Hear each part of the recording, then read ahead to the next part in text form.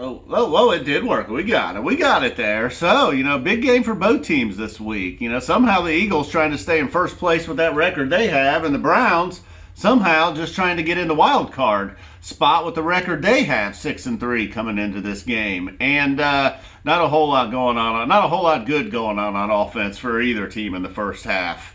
More ugly weather in Cleveland, more, I guess, offensive line problems for Philadelphia. I've heard everything from it's the wide receiver stink to the offensive line stinks to Wentz stinks.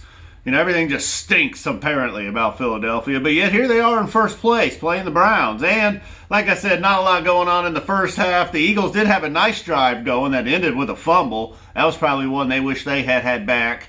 The way it turned out, I think it was Sanders that fumbled that ball inside the red zone, I believe, looking like maybe they were going to score a touchdown. Did not go well. Although Baker Mayfield had his own fumble later on for Cleveland. Takitaki with really the only touchdown of the first half, a defensive touchdown, a pick six for him, probably his biggest play as a Brown since they drafted him just a few years ago. And Cleveland had the ball first and goal. They got to first and goal because of a pass interference. The pass interference probably should have been a touchdown, a little bit underthrown by Baker. Not the easiest throw, but one that he should have made. And anyhow, good news is it leads to a first and goal at the 1. Bad news is he's going to make another bad throw to a tight end. This time way overthrows Austin Hooper on a much easier throw. Hunt tries to get it in from the goal line a couple times he can. It looks like on 4th and goal he does. They put the touchdown on the board. They take the touchdown off the board upon replay. Is it upon replay?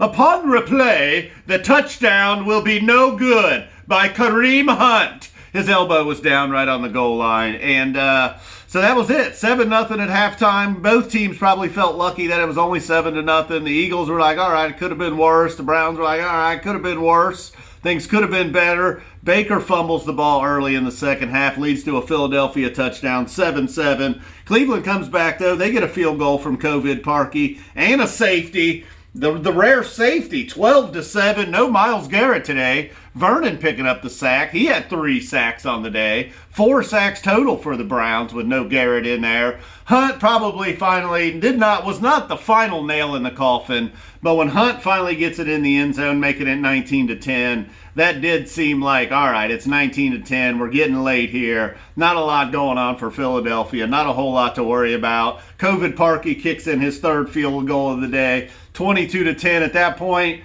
The Eagles do get a late touchdown, making it 22-17. The old onside kicked attempt was a no deal. 22-17 final. The Browns win. They're 7-3.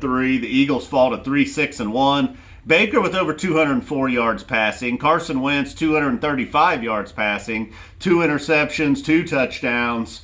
Sanders, 66 yards rushing. Chubb, 114 yards rushing. Higgins had 65 yards receiving. Now, there'll probably be some whispers. Higgins is better than OBJ, but look, it's complicated, all right? Obviously, the defenses are not treating Higgins the same way. He did have that big 45-yard catch, I believe it was.